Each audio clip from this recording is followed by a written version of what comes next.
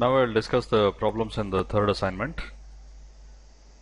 The first problem, it's the common source amplifier that you are familiar with.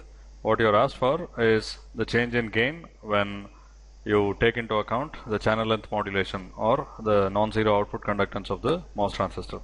Okay. First of all, you are told that the drain bias resistor is the same as RL. So obviously this is 50 kilo ohms, and R1 and R2 are so large you can neglect that. So the gain of this will be simply minus GM RD parallel RL, and that is given to be minus 4. Okay. So given that RD parallel RL is 25 kilo ohms or 1 by 40 microsiemens, GM comes out to be 160 microsiemens. Okay. So if you recall, this was the condition for one of the problems in the earlier assignment.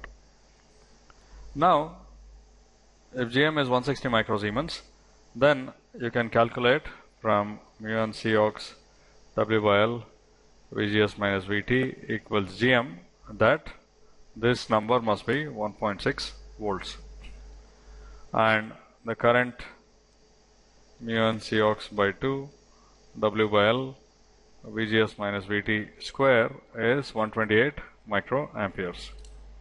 Okay. So now you have to take into account the small signal output conductance of the MOS transistor, and that's given by lambda equals 0.0625 volts inverse. Okay. So that conductance, which is lambda ID, will come out to be 8 microsiemens. Okay, that is, I just multiply this with that one. Okay. Okay. So now you have to take this also into account. 8 microsiemens corresponds to 125 kilo ohms. Okay.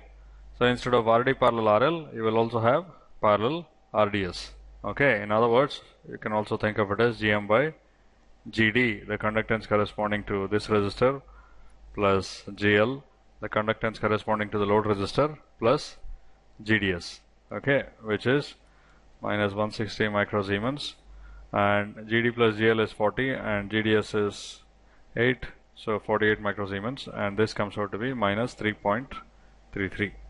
Okay, so that's the answer.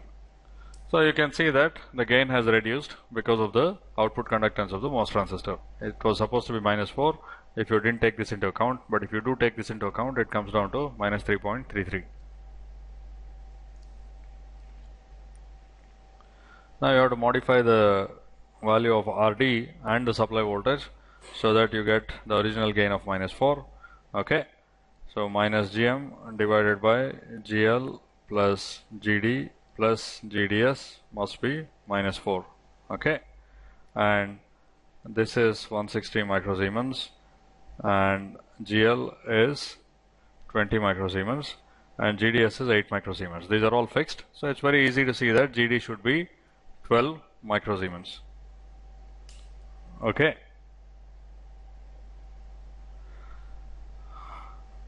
So RD, which is 1 by GD, will be 1 by 12 microsiemens or 83.33 kilo ohms.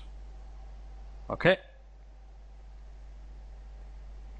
And as far as the supply voltage is concerned, nothing else has changed, right? No other operating point has changed. So originally the drop across RD was 128 microamperes times 50 kilo ohms, which is 6.4 volts, and now it will be 128 microamperes times 83.33 kilo ohms, which comes out to be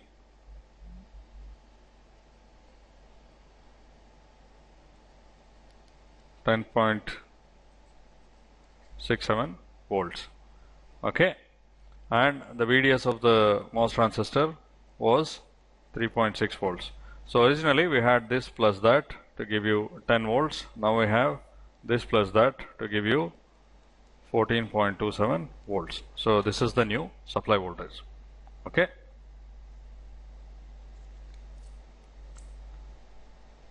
And here you are told that between the source and load you have to use a common source amplifier using a MOS transistor, and the gain magnitude must be 24. Okay. So that is, if there was nothing else, if there was just a MOS transistor with this being VGS and this is GM-VGS, the gain is minus 24. We know that it provides a gain inversion anyway. The gain magnitude is 24. So this is minus 24 Vs. The gain in this case is nothing but minus GM-RL, which is minus GM times 100 kilo ohms. And this should be minus 24. So this gives you the result that GM has to be 240 micro Siemens. And from the relationship between GM and VGS minus VT, VGS minus VT is 2.4 volts. Okay. And what you're asked for is the bias current, and that can be got from, we have done this type of problem before, mu1 Cx by 2 W by L VGS minus VT square, which comes out to be 288 microamperes. So the answer is 288 microamperes. Now, whatever we did earlier, we have to actually implement using this drain feedback amplifier. Okay. In case of drain feedback amplifier, we have just this one extra component, right? Assuming C1 and C2 are shorts, the small signal picture looks exactly like this with this one addition, which is RG, and if you choose that to be sufficiently large, it reduces to this one. Okay. So unlike the original case where we had a different type of biasing arrangement, there we had some extra resistors at the gate and also at the drain, we have now only a single extra resistor. Of course, now we have an ideal current source which is used for biasing. Okay. Now, what is the gain of this drain feedback amplifier? This has been worked out in the lessons. The small signal picture looks like this: Vs, Rs, Rg, GM, VGS, whereas that is VGS, and RL. Okay. Now, the gain of this V0 by Vs, which you would have worked out earlier, is minus GM Rg minus 1 times RL divided by GM RL plus 1 times Rs plus RL plus Rg. Okay. So if this Rg is sufficiently large such that this 1 is negligible compared to this, and also these two terms are negligible compared to Rg, then the gain is approximately minus GM RL. Okay, so that's the condition that we want. So Rg has to be much greater than these terms in the denominator, which are GM RL Rs, or Rs itself, or RL, and from the numerator we have 1 by GM. It has to be greater than all of these. Obviously the biggest one matters, and in this case the biggest one will be that one. And GM-RL is 24 and Rs is 50 kilo ohms. So this comes out to be 1.2 mega ohms. So Rg has to be much greater than 1.2 mega ohms. Okay. And we have to find the constraint on capacitor C1. We know that C1 has to be much greater than 1 over omega times Rin, where that's the input resistance of the amplifier looking this way, plus Rs. Rs we know is 50 kilo ohms. And what's the value of Rin? Rin, again, we have evaluated in the lesson to be RL plus Rg divided by GM RL plus 1. Okay.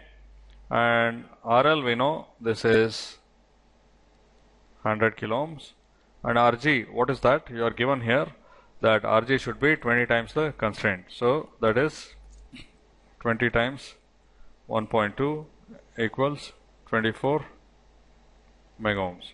Okay, 24 megohms divided by GMRL plus 1, which is 24 plus 1. So you get something here.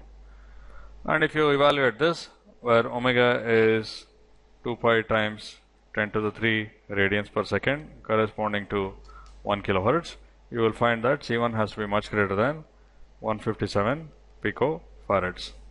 Okay.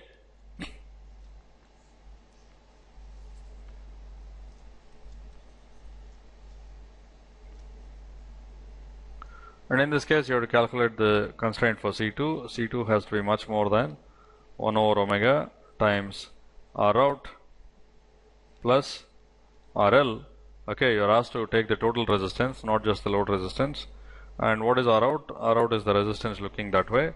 And that also we have evaluated in the lesson to be RS plus RG divided by GMRS plus 1, and RS is 50 kilo ohms. RG, again, you are asked to set it to 20 times the constraint, which is 24 megohm, divided by GMRS, which is 12 plus 1. And you will get some value here.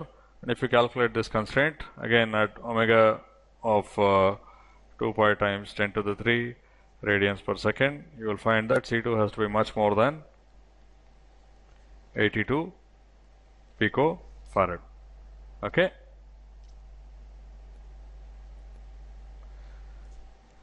Now in this case, you introduce this lambda. Okay, lambda is 0.02 inverse volts. We know that ID equals 288 microampere. So the output conductance lambda ID is 288 microamperes, 0.02 volt inverse, which comes out to be 5.76 microsiemens. And what is the gain? Gain is, you neglect RG because you are asked to assume that it's very large. So the gain approximately should have been minus GMRL, but it will be GMRL parallel RDS, or minus GM divided by GL plus GDS. Okay, so this will be minus 240 microsiemens divided by GL, which is 10 microsiemens, plus GDS, which is 5.76 microsiemens. Okay, and this comes out to be minus 15.23. Okay, so it's gone from being 24 to about 15. So again, there is a gain reduction.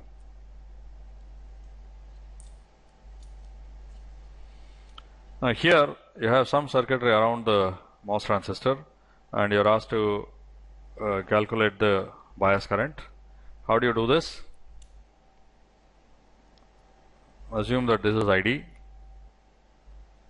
and this voltage of course will be 100 microamperes minus ID, and this voltage is 100 microamperes minus ID times 40 kilo ohms. You have to be very careful about these units, so that's why I'm writing the units even with these constants. You can take 100 minus ID and then mess up the units, so please be very careful when you take this. Whichever way you do it, you can either write microamperes or times 10 to the minus 6, whichever way you prefer. Okay, and this is the value of VGS. Obviously, mu n Cox by 2 W by L, VGS minus VT square must be equal to ID. Okay, so to calculate this, you have to solve a quadratic equation, and this number is 50 microampere per volt square. So from this, what do we get? 50 microampere per volt square times VGS minus VT, which is 100 microamperes minus ID times 40 kilo ohms, that's VGS, minus VT, which is 1 volt square, and this will be equal to ID. So you get a quadratic equation in ID, and you can solve for it. Or if you recast the equation in terms of VGS, that will be another quadratic equation which also you can solve. Okay, and you will see that ID will be 50 microamperes. Okay. So hopefully that's the answer you got, and you can do a sanity check. If ID is 50 microamperes, then 50 microamperes flows through M1 and 50 microamperes flows here, and the voltage across this will be 50 microamperes times 40 kilo ohms, which is 2 volts. And if you calculate ID for 2 volts, then it will be 50 microamperes. Now, one thing I assumed in all of this is that it is operating in saturation region, but that's pretty obvious because there is some current flowing this way. Okay, there has to be, because for a positive VGS, which is required for MOS transistor to conduct, you will have some current here, and drain voltage is more than gate voltage, and the transistor will definitely be in saturation region.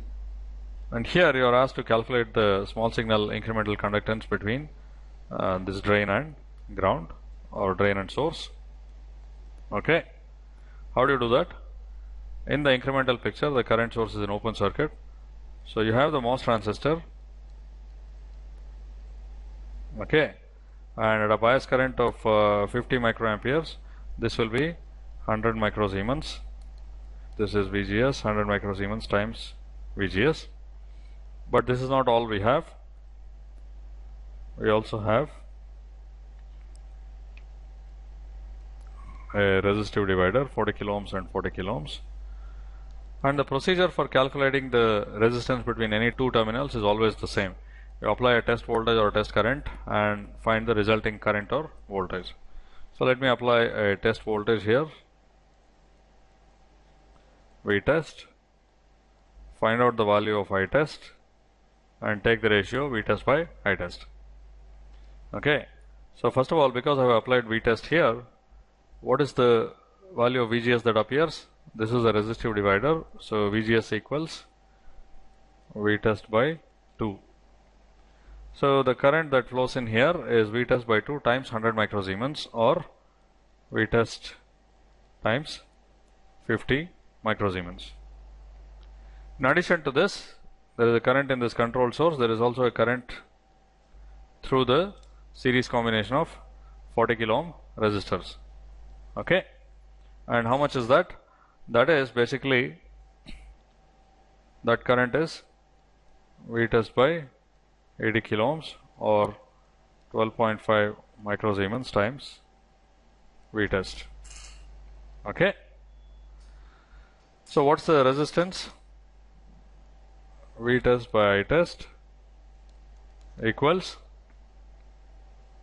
the total current that appears in the denominator, that is V test times 50 microsiemens plus V test times 12.5 microsiemens, or 62.5 microsiemens times V test, and in the numerator you just have V test, and obviously the result is 1 over 62.5 microsiemens, or 16 kilo ohms. Okay, so the small signal resistance that appears between this and that is 16 kilo ohms. Now this circuit, there is feedback around the transistor, and later you will see circuits which make use of this property. Okay, this is an illustration of the output resistance of a transistor when there is feedback around it, and it will be quite small. Okay, the transistor itself has no output resistance. The value of RDS is infinity, or GDS is 0. But because of feedback, you have some current through this control source, and that contributes to the resistance. Okay, and that contributes to the conductance. Okay.